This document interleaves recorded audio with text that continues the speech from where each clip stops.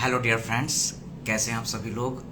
काफ़ी लंबे समय बाद मैं लाइव आ रहा हूँ। आप लोगों के INI-CET के एग्ज़ाम वेरी क्लोज हैं।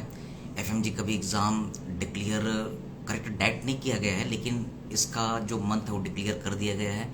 तो जब भी एग्ज़ाम का टाइम आता है तो उस समय बहुत ज़्यादा स्ट्रेस क्रिएट हो जाता है, उस समय काफ़ी एंग्जाइटी हो जाती है और कई सारे बच्चे इस स्ट्रेस और एंग्जाइटी में जो साल भर प्रॉपर अपना प्रिपरेशन करते रहते वो नहीं कर पाते। तो एक छोटा सा आप लोगों के साथ मैं अपना एक्सपीरियंस, अपने थॉट शेयर करना चाहता हूँ ताकि आप इस एग्जाइटी और इस स्ट्रेस को ओवरकम कर सकें। देखिए, अक्सर हम देखते हैं कि चाहे वो दिल्ली का गौतम नगर हो, चाहे आपके आसपास के एरिया हो, कोई भी एरिया हो, तो आप देखते हैं कि कई ऐसे बच्चे होते हैं जो खूब पढ़ते हैं, कोचिंग में जाते हैं या आपस में लाइब्रेरी में डिस्कशन करते हैं। तो उस समय होता क्या, हर चीज़ का आंसर उनको पता है। किस ईयर में वो क्वेश्चन आया था पता है, उसमें 4 ऑप्शन कौन से पता है ये भी पता है, और उसका आंसर क्या होगा, उसका एक्सप्लेनेशन, सब चीज़ पता होता है।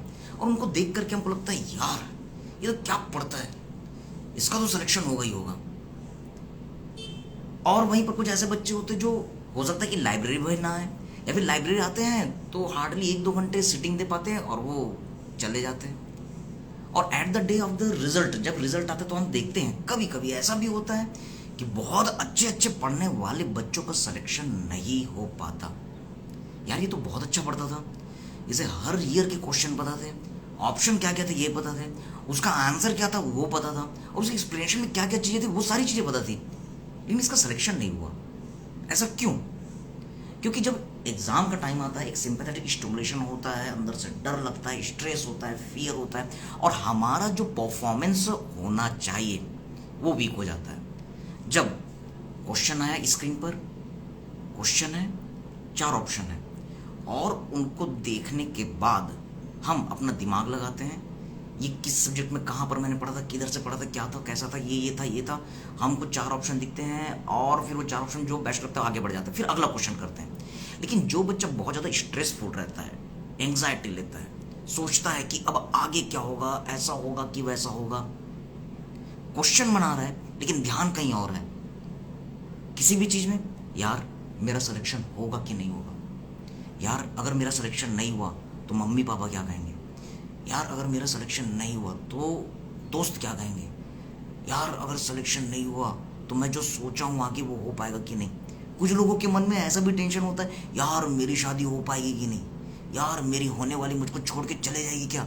यस, इस तरीके के अजीबो गरीब ख्यालात आते हैं। इवन कई सारे लोगों के साथ, इवन हम भी जब एग्ज़ाम देते तो क्या होता था, एग्ज़ाम देने बैठे और गाने चलने चालू दिमाग में, तेरी आंखें भूल भुलैया, बातें हैं भूल भुलैया, गाने चल रहे दिमाग में। यार मैं तो जब एग्ज़ाम दे रहा था तो मेरे दिमाग में गाने चल रहे थे, गाने, और जैसे ही मैं एग्ज़ाम हॉल से बाहर आया गाना बंद हो गया। यानी ये सारी सिचुएशन क्रिएट होती हैं। बेटा याद रखना कि जब आप एग्ज़ाम देने के लिए बैठे हो तो आपको फोकस करना है। गेटिंग द पॉइंट बेटा? ओके, आपका प्रॉपर कॉन्सेंट्रेशन क्वेश्चन पे होना चाहिए। जब आप क्वेश्चन बना रहे हैं तो आप चाहे कम पढ़े हो चाहे ज़्यादा पढ़े हो, आपको उस क्वेश्चन पर फोकस करना है। वहीं पर कुछ ऐसे भी बच्चे होते हैं जो कम पढ़ पाते हैं किसी भी कारण से, फैमिली प्रॉब्लम से, खुद के प्रॉब्लम से, हेल्थ इशू से, सराउंडिंग इशू से, यस इकोनॉमिक प्रॉब्लम से वो कम पढ़ें। लेकिन जब वो एग्ज़ाम हॉल में एंटर करते तो वो सोचते हैं ठीक है यार मैंने कम पढ़ा है या ज़्यादा पढ़ा है, जो भी सिचुएशन है, मेरे साथ ये प्रॉब्लम था, ठीक है, काफ़ी सिचुएशन के बाद एटलीस्ट मैं एग्ज़ाम हॉल में पहुंच तो गया। अब जब मैं एग्ज़ाम हॉल में पहुंचा हूं तो मैं अपना बेस्ट दूंगा। क्वेश्चन है, 4 ऑप्शंस हैं, मैं कम पढ़ा हूं लेकिन जो भी चीज़ें पढ़ा हूं उन चीज़ों के थ्रू वो 4 ऑप्शन में से 2 को रूल आउट करना है, बचे जो 2 हैं उनमें अपना बेस्ट देना है। हमने कम पढ़ा है, रेडियोलॉजी के खतरनाक इमेज आ गए, मेडिसिन की लंबी लंबी चीज़ें, माइक्रोबायोलॉजी की इन्वेस्टिगेशन है, पैथोलॉजी की स्लाइड्स हैं, कंफ्यूजन हो रहा है। ओके, रेडियोलॉजी की अजीब से cerebral angiography, abdominal angiography, CT MRI आए हुए हैं। उसमें क्वेश्चन जैसे कि सपोज है एक एक्सरे आ गया, एक रेडियोलॉजिकल इमेज आ गया और एक फॉरेन बॉडी आ गई, उसने लंबा चौड़ा सिचुएशन क्रिएट कर दिया और बोलता patient is presenting with the dysphagia, this is given x ray. अब वो बच्चे को एक्सरे समझ में नहीं आ रहा, लेकिन वो अपना कम पढ़ा है, लेकिन वो सोचता है यार डिस्फेजिया दिया है, डिस्फेजिया तो तभी होगा जब फॉरेन बॉडी ईजोफेगस में जाएगा, ओके। और वो इस तरीके से कॉमन सेंस लगाते हुए, उसने एक्सरे के लिए दिमाग नहीं लगाया, उसने कॉमन सेंस लगाया, डिस्निया तो तब होगा जब ट्रेकिया में जाएगा, ओके।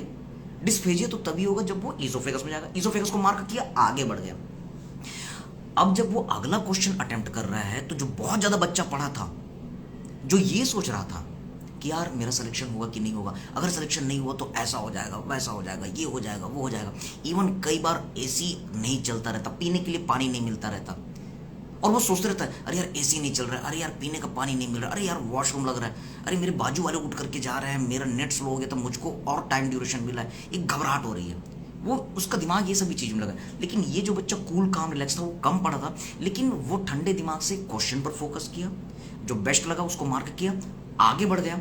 अब वो पिछले क्वेश्चन में क्या किया ये नहीं सोच रहा है। बेटा याद रखना, तुम एक योद्धा हो, तुम्हारा अधिकार है सिर्फ और सिर्फ लड़ना, तुम्हारा कर्म है सिर्फ और सिर्फ लड़ना, तुम्हारा ये बिल्कुल अधिकार नहीं है कि उस युद्ध में तुम्हारी जीत होगी कि हार होगी, ये सोचना भी तुम्हारा अधिकार नहीं है। जिस तरीके से अर्जुन जब कुरुक्षेत्र के मैदान में था तो उसका सिर्फ और सिर्फ एक काम था, लड़ना, ये नहीं सोचना कि सामने कौन है, न तो उसके रिश्तेदार, न तो उसके दादा, न तो उसके भाई, बिल्कुल नहीं सोचना था। वो एक क्षत्रिय था, धर्म की लड़ाई के लिए आया हुआ था, और उसे सिर्फ और सिर्फ एक चीज करना था, लड़ना।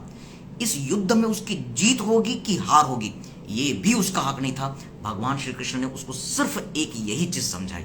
तो इसी तरीके से बेटा तुम भी एक योद्धा हो, एक वॉरियर हो, तुम युद्ध लड़ने जा रहे हो, तुम एमसीक्यू बनाने जा रहे हो, तुम एग्जाम देने जा रहे हो, INICET का, FMG एग्जाम का।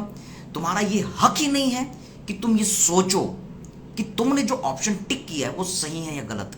तुम्हारा अधिकार ही नहीं है, तुम्हारा ये हक ही नहीं है कि तुम ये सोचो कि एग्जाम में तुम्हारा सिलेक्शन होगा कि नहीं होगा।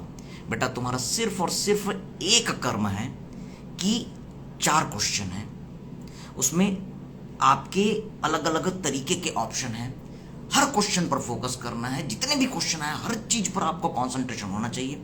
ये नहीं सोचना है कि सिलेक्शन होगा कि नहीं होगा, एसी चल रहा है कि नहीं चल रहा है, पानी मिल रहा है कि नहीं मिल रहा है, मेरे दादा मम्मी पापा, गर्लफ्रेंड बॉयफ्रेंड, मेरे भाई मेरे दोस्त मेरे बारे में क्या सोचेंगे, बिल्कुल नहीं। जिस समय जहां उस समय वही रहो। एग्जाम हॉल में हो तो अपने दिमाग को एग्जाम हॉल में रखो, क्वेश्चन में हो तो सिर्फ आपका दिमाग उस क्वेश्चन में होना चाहिए, प्रॉपर फोकस करो। 4 ऑप्शन है, 2 रूल आउट होते हैं, 2 जो बचते हैं उसमें आपने भले कम पढ़ा है लेकिन अपना दिमाग लगाओ और उसको बेटा मार्क करो, अगले क्वेश्चन बढ़ो। अब नहीं सोचना कि पुराने क्वेश्चन को आपने सही किया है कि गलत किया है। बेटा ये वो चीज़ है, ये वो मेंटेलिटी है जिससे कम पढ़ा लिखा बच्चा भी सेलेक्ट हो जाता है, और वो बच्चे जो बहुत ज़्यादा पढ़े हुए रहते हैं, बहुत ज़्यादा पढ़े हुए रहते हैं, लेकिन वो भी कई बार इस एंग्जाइटी, इस फियर और इस प्रॉपर कॉन्सेंट्रेशन के लैक में सेलेक्ट नहीं हो पाते। ओके, तो ऑल द बेस्ट बेटा, आप सभी लोगों के प्रिपरेशन के लिए फोकस करो। आपने जो भी पढ़ा है बहुत अच्छा पढ़ा है, भले ही कम पढ़ा है, उस पर आपको लगे रहना है, स्टिक रहना है। ऊपर वाले पे भरोसा करो, अपने पेरेंट्स पर भरोसा करो, खुद पर भरोसा करो। आपका सिलेक्शन बिल्कुल होगा। सिलेक्शन सोचना तो आपका अधिकार है ही नहीं, आपको सिर्फ क्या करना है, ठीक है सर मैं तो सेलेक्ट होऊंगा ही होऊंगा, मजे लेने हैं, मस्त आराम से पढ़ना है, 4 ऑप्शन है, अपने को अपना बेस्ट देना है। ओके बेटा, थैंक यू। एक छोटा सा मैसेज आप सभी लोगों को देना था। कोई भी प्रॉब्लम हो बेटा आप कमेंट बॉक्स में लिख सकते हैं, हम जुड़े रहेंगे। All the best, God bless you all, thank you.